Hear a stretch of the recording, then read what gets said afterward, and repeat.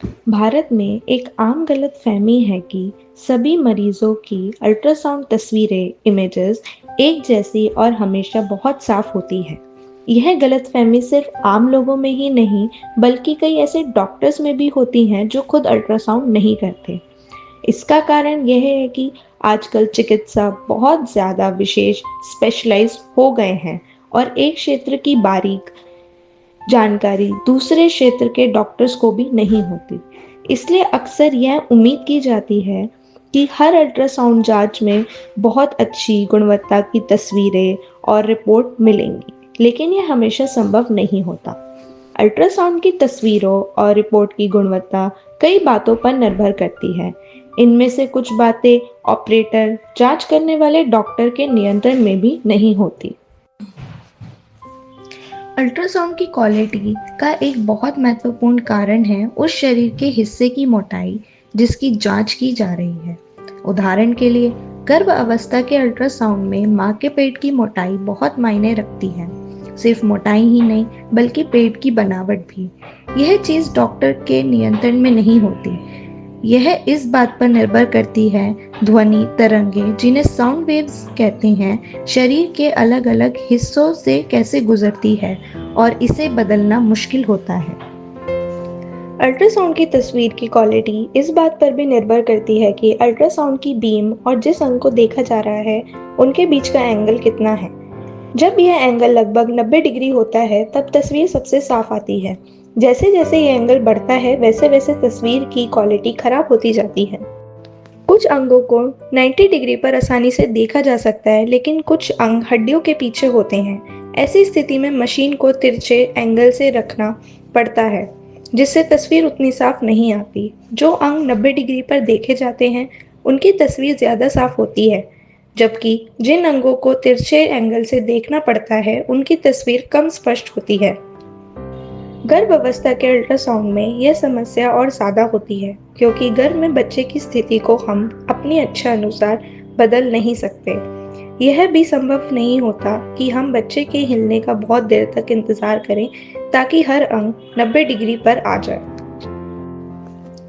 इसी कारण गर्भ में बच्चे के सभी अंगों की तस्वीर की क्वालिटी एक जैसी नहीं हो पाती। यह समस्या उन महिलाओं में और ज़्यादा होती है जिनका पेट मोटा होता है। कई बार बच्चे की स्थिति ठीक न होने के कारण कुछ अंग साफ नहीं दिखते, इसलिए मरीज का बार बार स्कैन करना पड़ता है। इससे कुछ मरीज घबरा जाते हैं, लेकिन उन्हें यह समझना चाहिए कि बार बार स्कैन करने का मतलब यह नहीं है कि कोई समस्या है। ज़्यादातर मामलों में यह सिर्फ सुनिश्चित करने के लिए किया जाता है कि जो अंग पहले ठीक से नहीं दिखे वह सामान्य है। गर्भावस्था के अल्ट्रासाउंड में बच्चे के चारों ओर मौजूद पानी, एमनियोटिक फ्लूइड की मात्रा भी तस्वीर की क्वालिटी को प्रभावित करती है। कुछ मामलों में यह पानी कम होता है, जिससे तस्वीरें साफ नहीं आती। कभी कभी पानी बहुत ज़्यादा भी हो सकता है, जिससे तस्वीर में गड़बड़ी आ जाती है और जांच सीमित हो जाती है। बच्चे के चारों ओर पानी की एक सही मात्रा होने पर सबसे अच्छी तस्वीरें मिलती हैं। इसका मतलब यह है कि एक ही मरीज में भी सभी अंगों की अल्ट्रासाउंड तस्वीरों की क्वालिटी एक जैसी नहीं होती। कुछ अंग साफ दिखाई देते हैं, जबकि कुछ अंग उतने अच्छे से दिखाई नहीं देते। जिन अंगों की तस्वीरें साफ नहीं होती, उनमें किसी बीमारी या गड़बड़ी को पहचानना बहुत मुश्किल हो जाता है। रिपोर्ट की क्वालिटी का एक और महत्वपूर्ण कारण अल्ट्रासाउंड करने वाले डॉक्टर का अनुभव, प्रशिक्षण और विशेषज्ञता है। अल्ट्रासाउंड एक रियल टाइम जांच है, जिसमें डॉक्टर को बहुत तेजी से हर अंग के कई हिस्से, सेक्शन देखने पड़ते हैं और उन्हें दिमाग में जोड़कर समझना होता है। अल्ट्रासाउंड की तस्वीरें काले सफ़ेद ग्रे स्केल होती हैं, यानी सामान्य और असामान्य चीज़ों में फ़र्क सिर्फ ग्रे स्केल के हल्के गहरे शेड से पता चलता है। इन हल्के अंतर को पहचानना बहुत मुश्किल होता है। कई बार अलग अलग बीमारियां देखने में एक जैसी लग सकती हैं, यहाँ तक कि अनुभवी डॉक्टर भी कभी कभी भ्रमित हो सकते हैं। इन बारीक बदलावों को समझने में कई सालों का अनुभव लगता है और फिर भी सबसे अनुभवी डॉक्टरों से भी कुछ गड़बड़ियां छूट सकती हैं। अंगों की हरकत, मूवमेंट भी अल्ट्रासाउंड को प्रभावित करती है। उदाहरण के लिए गर्भ में बच्चा हिलता रहता है और पेट के अंदर के अंग सांस लेने से हिलते हैं।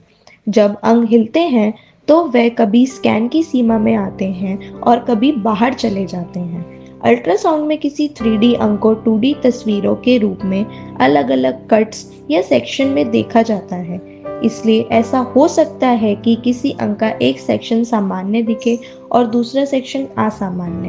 हरकत की वजह से कई बार असामान्य वाला हिस्सा नजर से छूट सकता है।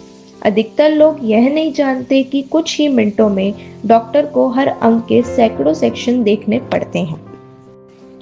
यह समस्या सबसे ज्यादा बच्चे के दिल की जांच में होती है। पेट में पल रहे बच्चे का दिल बहुत तेज धड़कता है। जहां एक सामान्य व्यक्ति का दिल लगभग 70 से 80 बार प्रति मिनट धड़कता है, वहीं पेट में पल रहे बच्चे का दिल लगभग 140 से 160 बार प्रति मिनट धड़कता है। इतनी तेज धड़कन के कारण जांच और मुश्किल हो जाती है। अंगों का आकार और बीमारी का आकार भी बहुत महत्वपूर्ण होता है। अंग या गड़बड़ी जितनी छोटी होगी, उसे पहचानना उतना ही मुश्किल होगा। शुरुआती गर्भ अवस्था में सभी अंग छोटे होते हैं और पूरी तरह गर्भकाल में धीरे धीरे बढ़ते हैं। इसलिए कुछ बीमारियां गर्भ अवस्था के शुरुआती समय में दिखाई नहीं देती और बाद में नजर आती हैं।